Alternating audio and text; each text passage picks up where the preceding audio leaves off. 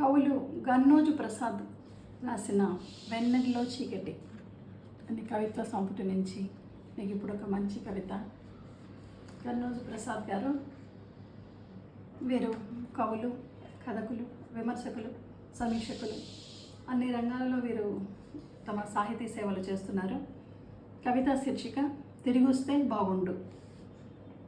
ఆకాశమంత సముద్రాన్ని తలపై మోస్తూ చెమట చుక్కల బరువును దించుకునేందుకు బతుకు బండిని లాగుతున్నా బాల్యమంత హాయి దొరకకపోయాను కదా.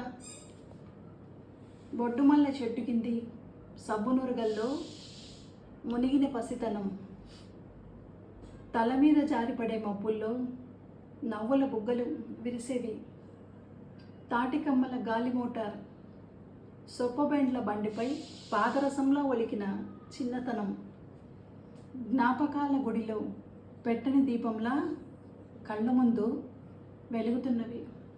జ్ఞాపకాల గుడిలో పెట్టని దీపంలా కళ్ళ ముందు వెలుగుతున్నాయి. తాంబూలం తలపై పెట్టుకొని ఇంటి వాకిలిని మోయటకు బసవన్నల వెనుక బంతి తిరిగిన బాల్యం భూగోళం చుట్టిన ఆనందం కలిగిస్తుంది. బసవన్నల వెనుక బంతి తిరిగిన బాల్యం భూగోళం చుట్టిన ఆనందం కలిగించింది. చంద్రవంకను చేతబట్టి కాళ్లను విమానం చేసుకుని దుబ్బరేగిన నల్లరేగడి అంచుల్లో సత్తిబువ్వను వెప్పి తిన్న చిన్నప్పటి చిట్టి పనుల్లో సేదదీరిన రోజులు జల్లెడ చిల్లుల్లో పడిన ముత్యాల్లా రాలిపోయినాయి. జల్లెడ చిల్లుల్లో పడిన ముత్యాల్లా రాలిపోయినాయి.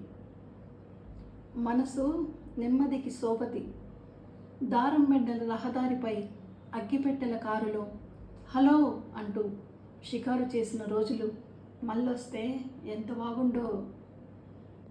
బాల్యంలోకి తిరిగి వెళితే ఇంకెంత బాగుండునో. అగ్గిపెట్టెల కారులో హలో అంటూ షికారు చేసిన రోజులు మళ్ళొస్తే ఎంత బాగుండో.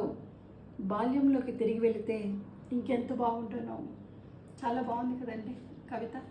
బాల్యం మళ్ళీ మనకి తిరిగి వస్తే ఎంత బాగుంటుందో ఈ కవితలో చక్కగా వివరించారు. ఇలాంటి మంచి కవితల కోసం, కథల కోసం రోహిణి మంజరి యూట్యూబ్ ఛానల్ని తప్పకుండా సబ్స్క్రైబ్ చేసుకోండి. ధన్యవాదాలు.